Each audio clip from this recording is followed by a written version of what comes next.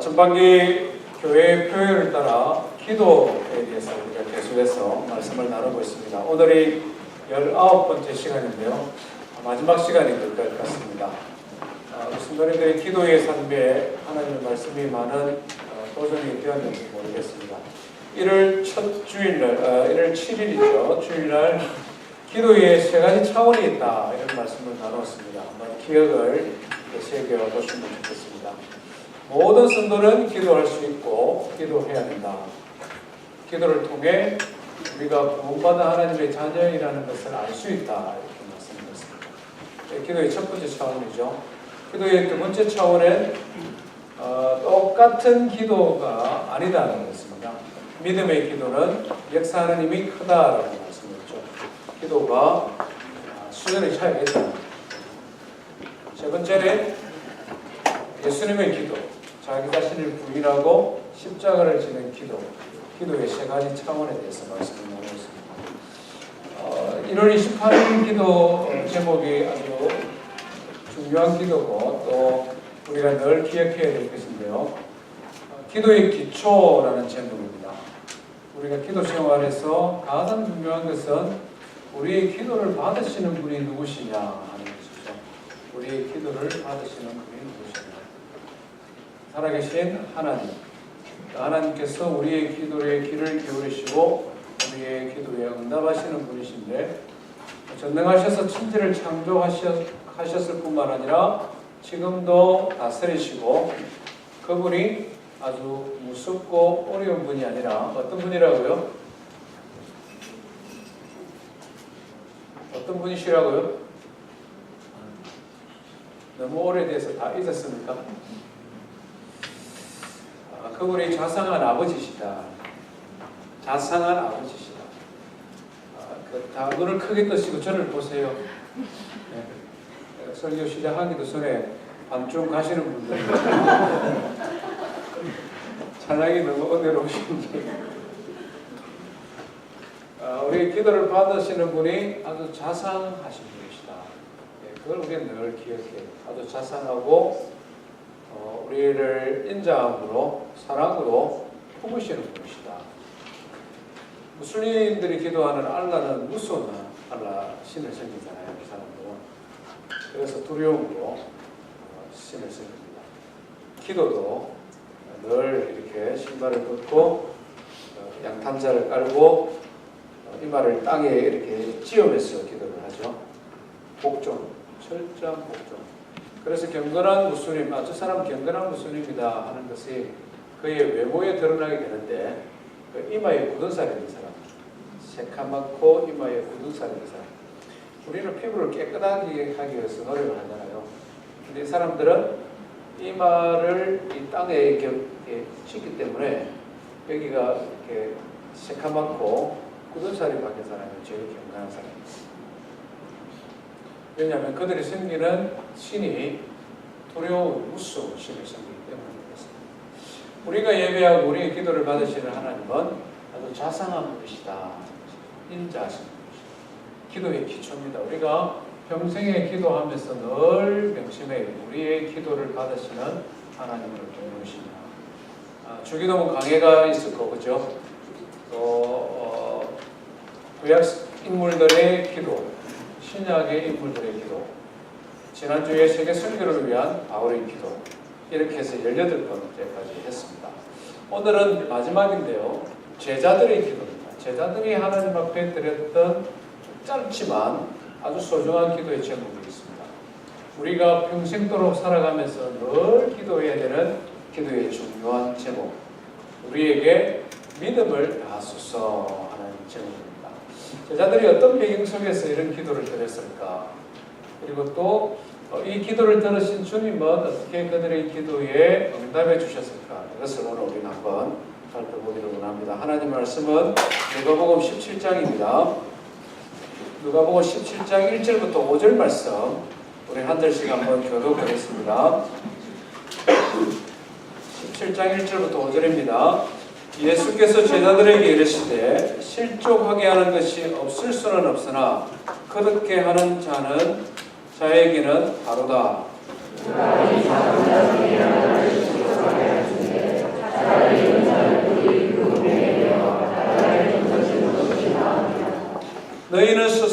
조심하라. 만일 내 형제가 죄를 범하거든 경고하고 회개하거든 용서하라. 만일 하루에 7번이라도 네게 죄를 짓고 7번 네게 돌아와 네게 회개하라. 같이 읽습니다. 사도들이 주께 여짜오되 우리에게 믿음을 다하소서 하니. 네. 오늘 우리가 읽은 이 본문은 예수님께서 실수하고 범죄한 사람이 돌이켜서 회개했을 때 용서하라 하는 말씀을 하는 중에 있었던 제자들의 요청입니다. 3절 4절에 보니까 자세하게 말씀하죠. 내 형제 중에 한 사람이 죄를 범하거든 경고하고 그 사람이 용서를 구하거든 용서해라. 하루에 7번이라도 하거든 용서해라. 이렇게 말씀합니다. 이렇게 말씀하는데 제자들은 알겠습니다. 우리가 한번 그렇게 노력해 보겠습니다. 뭐 이렇게 대답을 한다든지 아니면 무슨 말씀합니까? 그게 도대체 가능합니까? 뭐 이렇게 대꾸를 해야 되는데 범죄하고 회개하거든 용서하라 이렇게 말씀하는데 제자들은 우리에게 믿음을 더하소서 이렇게 말을 합니다. 문맥의 흐름이 좀 어색하지 않습니까? 제자들은 예수님은 회개와 용서에 대한 말씀을 하는데 제자들은 믿음에 대하여 말씀하고 있습니다.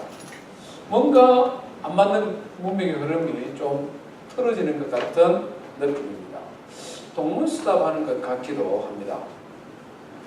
그런데 우리가 조금 깊이 생각해 보면 이 제자들이 예수님의 말씀의 흐름을 놓치고 엉뚱한 요구를 한다기보다는 제자들이 이제야 비로소 무엇인가를 제대로 알기 시작하고 있다 하는 것을 알 수 있습니다. 자신들의 한계를 깨닫고 그것을 극복하기 위해 믿음이 필요하다 하는 것을 제자들이 알게 되었다 하는 것입니다. 우리가 한번 상상을 해봤으면 좋겠습니다. 만약에 어떤 사람이 한 번씩 나에게 실수를 하고 뒤통수를 치는 사람이 있습니다. 어쩌다가 이런 실수를 하면 우리는 그 사람을 용서할 수 있습니다. 그렇지 않습니까? 실수하고 뒤통수 치고 그래서 낭패를 당했는데 야, 너 왜 그랬냐? 이러니까 미안해요. 내가 잘못 생각했어요. 뭐 이렇게 돌이키면 우리 용서할 수 있습니다. 그런데 이 사람은 오전에 한 3번쯤 뒤통수 치고 오후에 한 3번쯤 거짓말하고 뒤통수 치고 저녁 자기 전에 또 그런다. 이런 사람 용서할 수 있겠습니까? 그런 사람들 만나본 적 있습니까? 저는 그런 사람 있으면 잘 용서 못할 것 같아요. 한두 번도 아니고 하루에 그것도 6번씩이나 사고치고 돌아와서 미안하다 이러면 얼마나 기가 차겠습니까?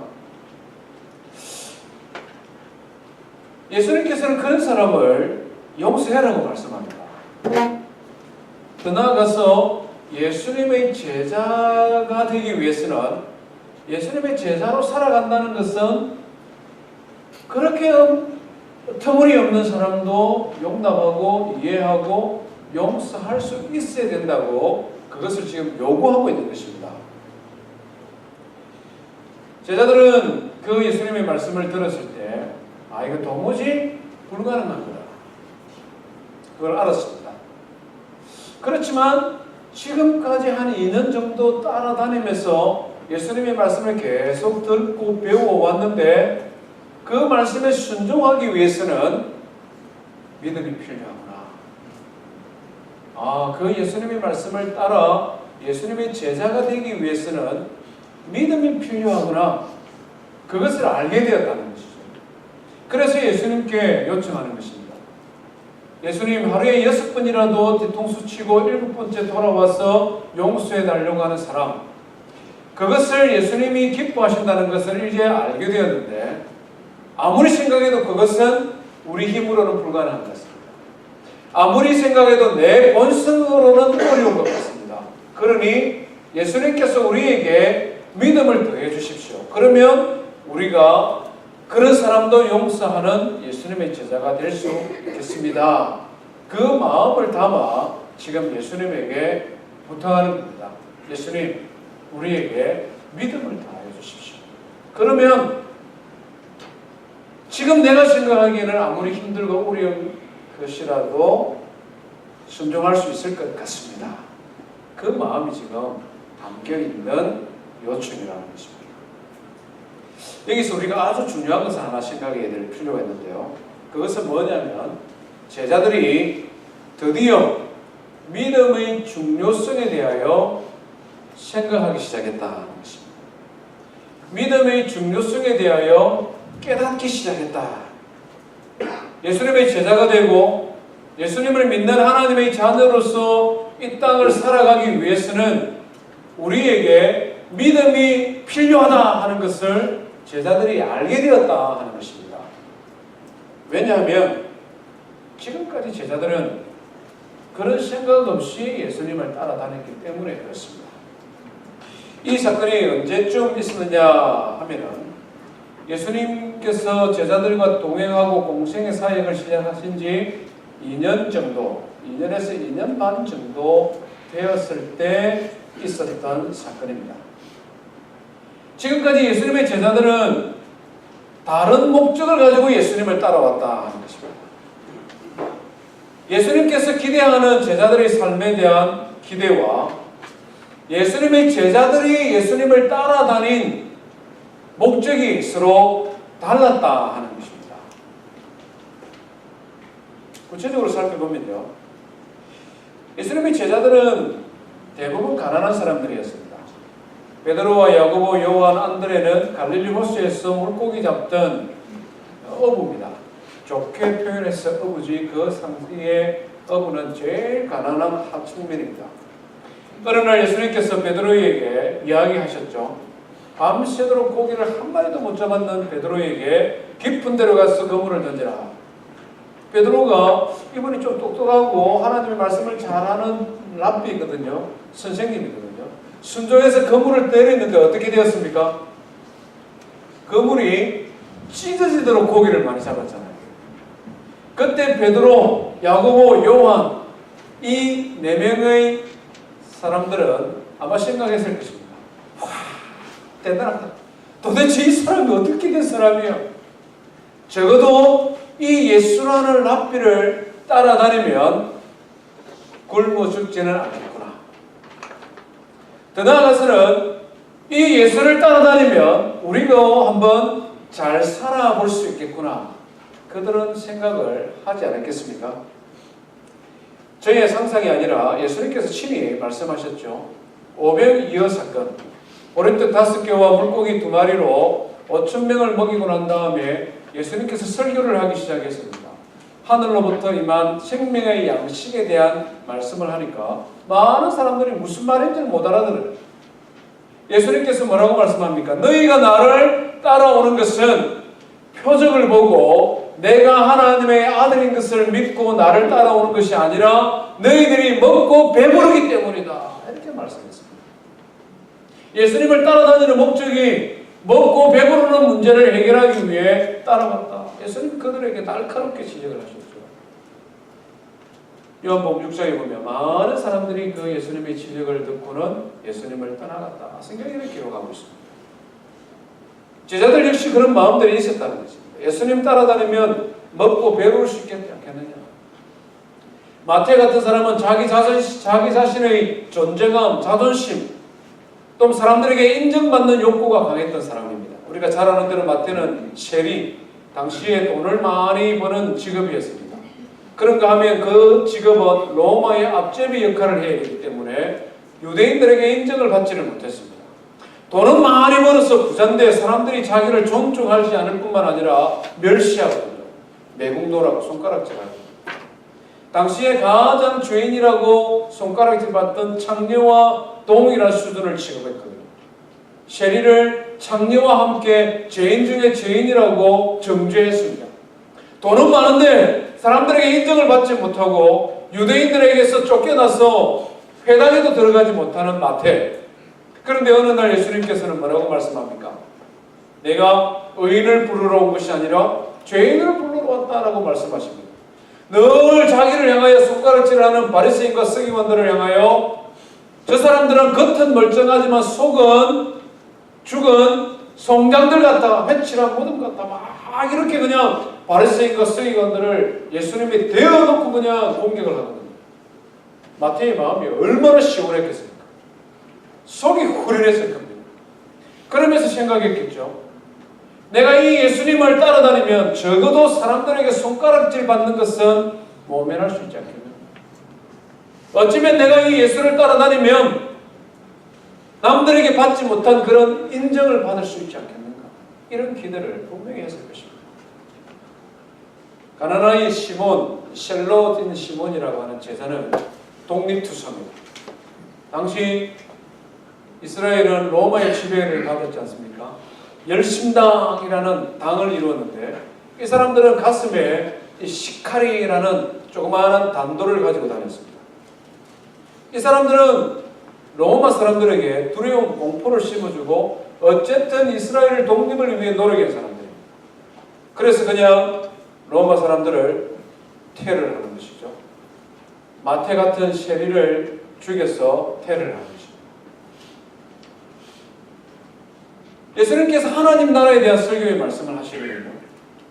로마가 진정한 황제가 아니라 우리는 다른 왕을 섬겨야 된다. 하늘에 계신 하나님을 섬겨야 된다. 이런 말씀을 하니까 이 가나나인 시몬의 마음속에는 이런 생각이 들었습니다.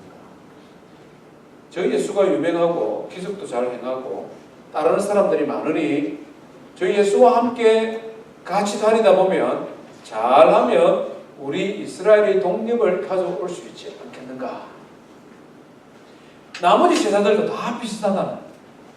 당시의 신분사회에서 보면 평민이거나 조금 못한 사람, 가난한 사람들, 여러 가지 울분을 가지고 있는 사람들, 나름대로 자기 자신의 목적을 가지고 있는 사람들, 그 목적에 충실하게 예수님을 따라다녔습니다.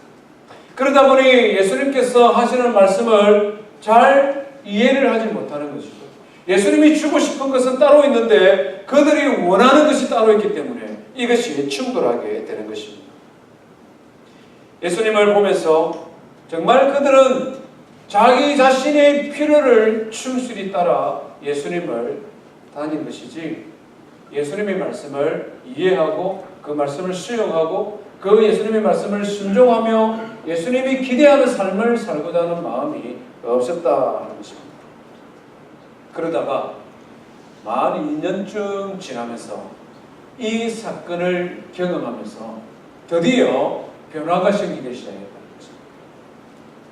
한 2년 동안 지켜보면서 예수님이 그냥 평범한 랍비가 아니고 저분이 주시는 말씀이 그냥 평범한 이 땅에서 우리가 잘 사는 말이 아니라 하나님의 말씀이요. 그가 행하는 표적을 보면서 그가 하나님의 아들이라는 것을 점점점 배워가면서 믿음이 필요하구나.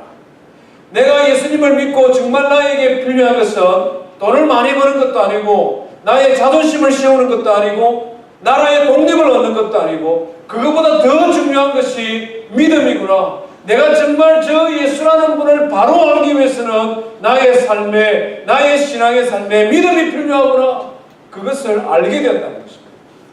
그래서 예수님에게 요청하는 것입니다. 하루에 6번씩이라도 회개하고 돌아오면 용서해주라는 그 말씀을 할 때에 나의 힘으로는 불가능하니 예수님 나에게 믿음을 주십시오. 그것을 간구하기 시작했다 하는 것입니다. 우리 성도님들은 어떤 동기로 예수님을 따릅니까? 우리 성도님들은 어떤 이유로 교회를 다니고 있습니까?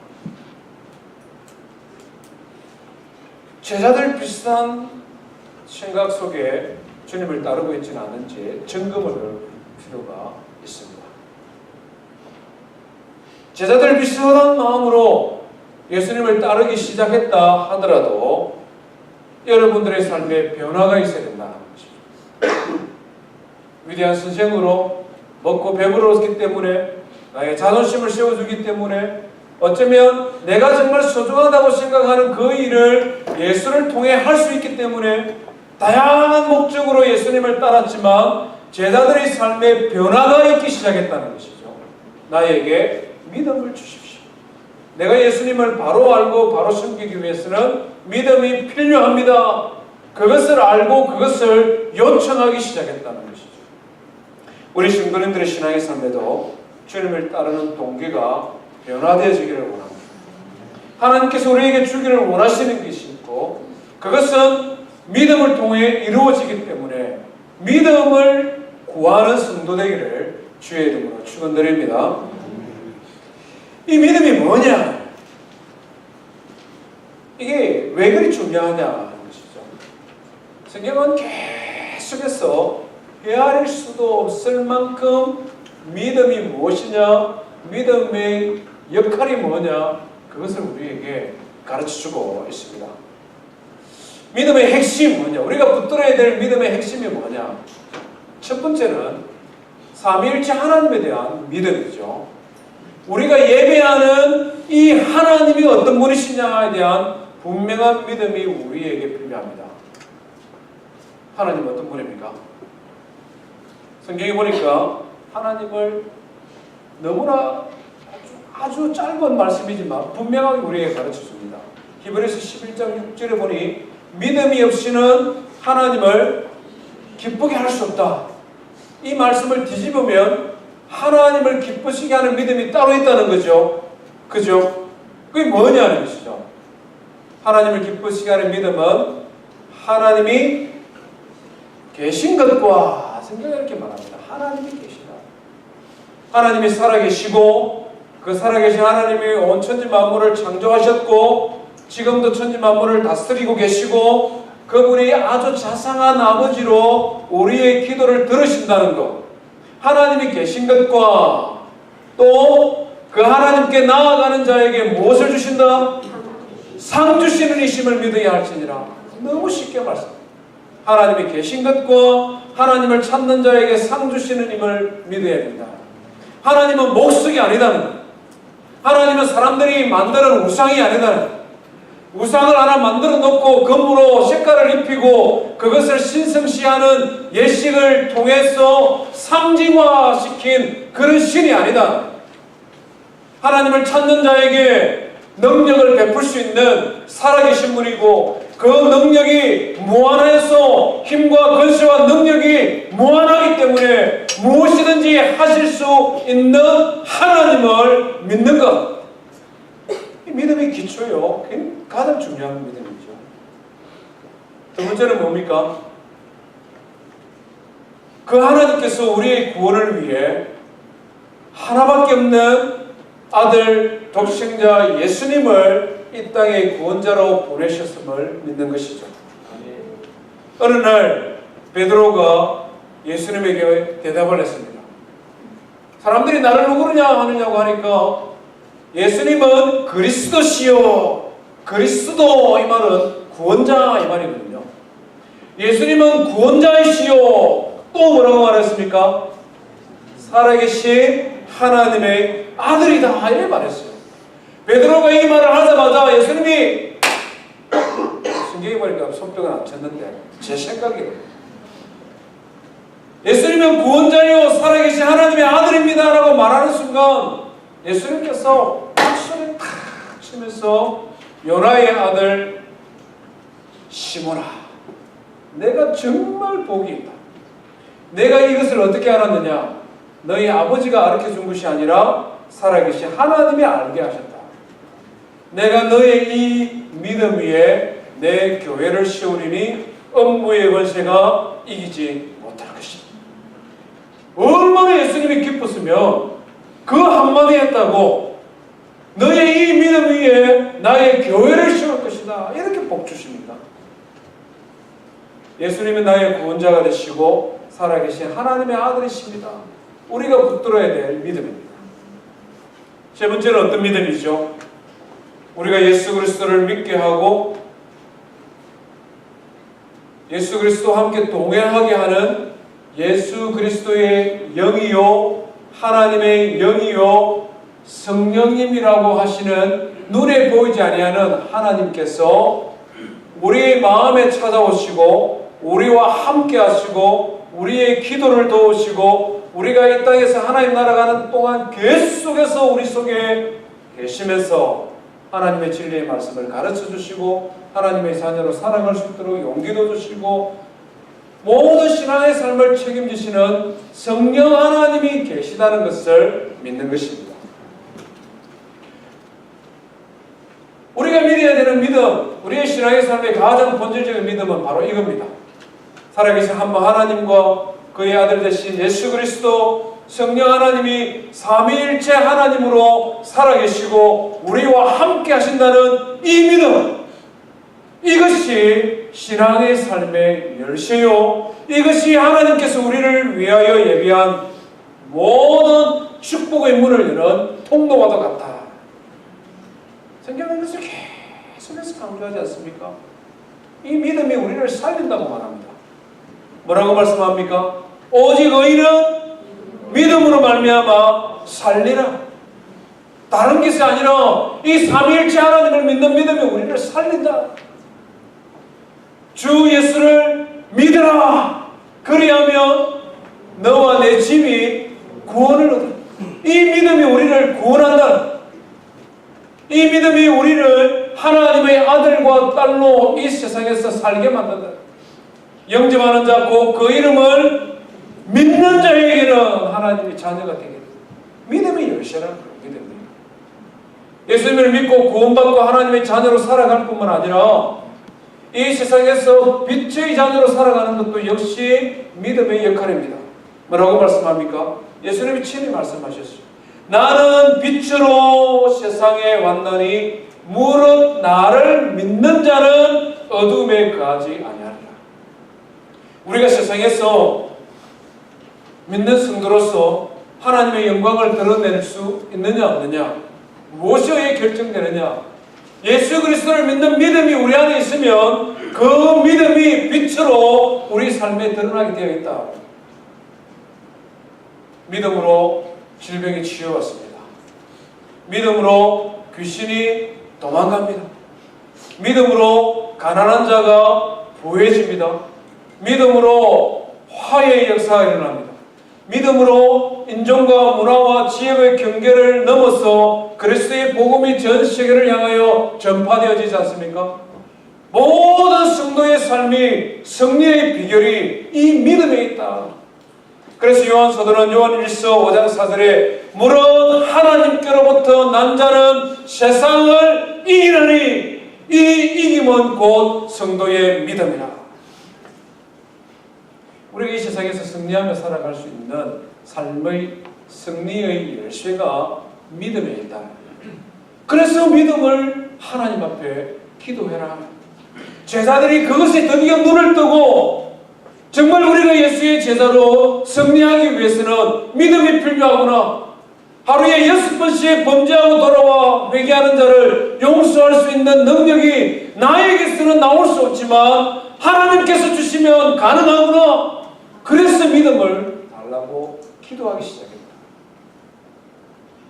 우리 신앙의 삶의 모든 승리의 열쇠가 믿음이구나. 그래서 믿음을 다하여 달라고 기도하는 성도 되기를 주의 이름으로 축원드립니다.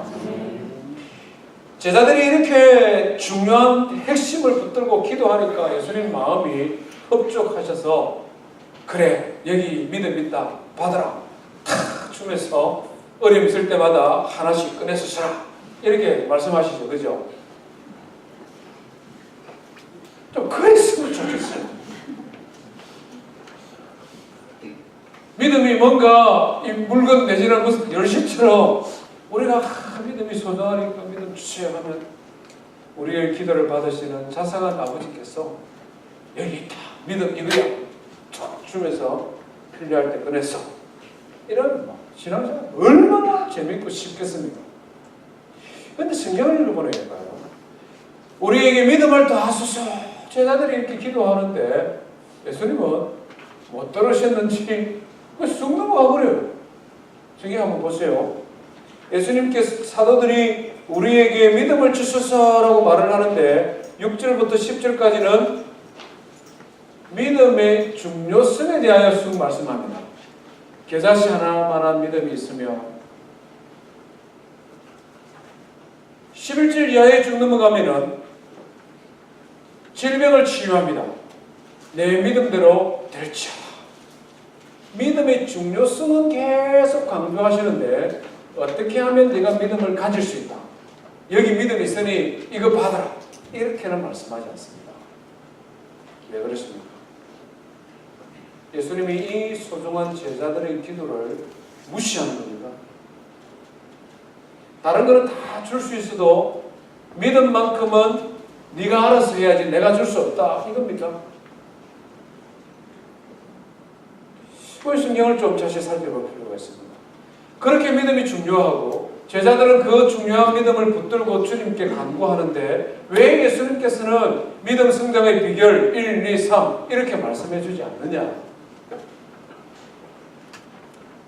믿음은 한순간에 얻어지는 것이 아니기 때문에 그렇습니다. 믿음은 외부에서 주어지는 물건 같은 것이 아니기 때문에 그렇습니다. 믿음은 살아계신 삼위일체 하나님을 믿는 하나님의 말씀과 기도를 통해 지속적으로 우리 안에서 성장해가는 그런 나무와도 같은 것이기 때문에 그렇습니다. 성경이 그것을 우리에게 가르쳐줍니다. 예수님께서는 그 제자들의 요청을 외면하는 것 같습니다만은 그 뒤로 이어지는 사건들을 통해 예수님께서 어떻게 제자들의 마음에 믿음을 세워가는지를 보게 됩니다. 가장 중요한 본문은요, 누가복음 24장에 나옵니다. 24장 한번 펼쳐볼까요? 누가복음을 쭉 뒤로 넘겨서 24장 한번 펼쳐보십시오. 부활 승천하신 예수님이 이미 부활하시고 난 다음에 제자들에게 나타나셔서 하시는 말씀입니다. 예수님이 이미 부활하셨음에도 불구하고 예수님이 살아계신 하나님의 아들이라는 믿음이 조금 부족한 제자들도 있었던 것이 사실이었습니다. 그때 예수님께서 뭘 하시느냐? 44절 한번 읽어볼까요? 시작. 또 이르시되 내가 너희와 함께 있을 때에 너희에게 말한 바 곧 모세의 율법과 선지자의 글과 시편에 나를 가르쳐 기록된 모든 것이 이루어져야 하리라 한 말이 이것이라 하시고 이에 그들의 마음을 열어 성경을 깨닫게 하시고 지금까지 계속 그 일을 해오셨는데 결정적으로 다시 한 번 더 그 일을 강조하는 것이죠. 제자들에게 하나님의 말씀을 열어서 깨닫게 하시고 하나님의 말씀이 큰 믿음을 가지는 열쇠. 믿음이 성장하기 위해서는 하나님의 말씀을 먹어야 되기 때문에 베드로 사도도 똑같은 말씀을 하고 있지 않습니까? 순전하고 신령한 젖 곧 하나님의 말씀을 먹으라. 우리 사람이 안 먹으면 어떻게 삽니까? 우리 어린 자녀들이 안 먹으면 어떻게 성장합니까? 그래서 순전하고 신령한 젖과 같은 하나님의 말씀을 먹으라는 것이죠. 하나님의 말씀이 영적인 양식이 되는 이유가 여기에 있습니다. 하나님의 말씀을 풀어주시고 그 다음은 뭡니까? 기도죠. 기도입니다. 예수님께서 뭐라고 말씀하십니까? 49절 한번 읽어볼까요? 시작. 볼지어다 내가 내 아버지께서 약속하신 것을 너희에게 보내리니 너희는 위로부터 능력으로 입혀질 때까지 이 성에 머물라. 머물고 뭐 하라고? 지난주에도 말씀한 것처럼 머물러 약속의 말씀을 붙들고 기도하라는 것이죠.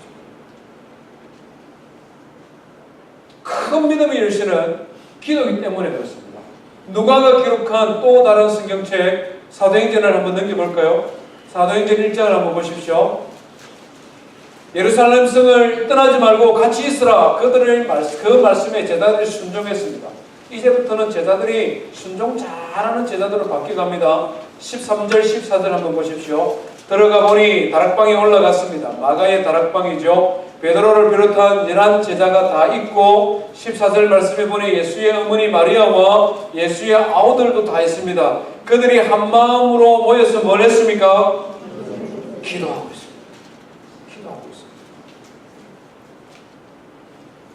사도행전 2장으로 넘어갈까요? 2장 1절의 말씀에 보니까 뭐합니까? 오순절 날이 이름에 그들이 다 같이 한 곳에 모여 뭐하고 있습니까?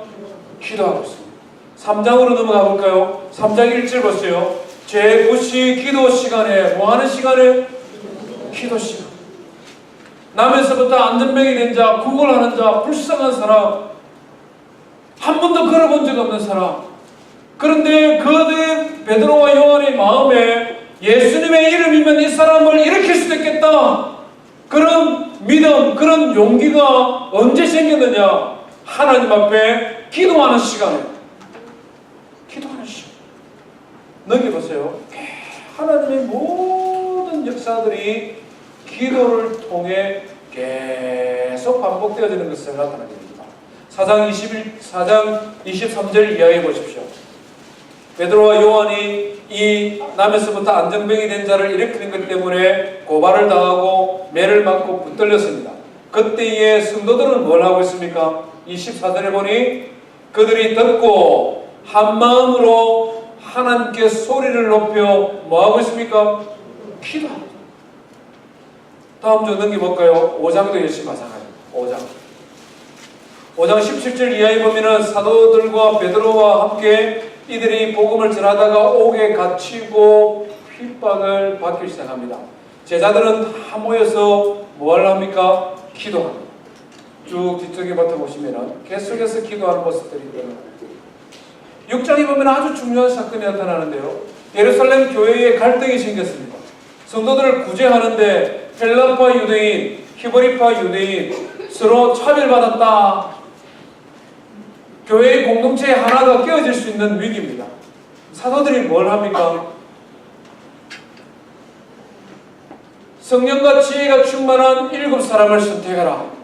구제하는 일을 그들에게 맡기고 우리 말씀 읽어볼까요? 4절 말씀 6장 4절 시작.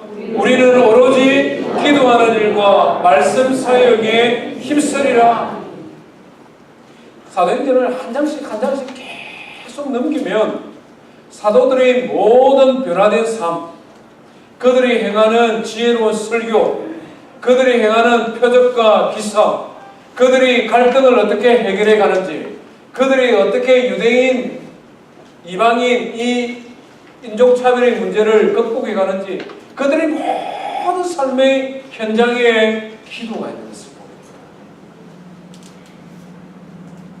예수님께 우리에게 믿음을 다하여 주십시오 라고 기도했던 제자들, 한 번의 기도로 끝나지 아니하고 그들의 삶의 모든 현장 속에 믿음을 간구하고 기도하는 것을 봅니다. 결과적으로 어떻게 됩니까? 우리가 수요 저녁마다 예수님의 12제자에 대하여 배우고 있습니다.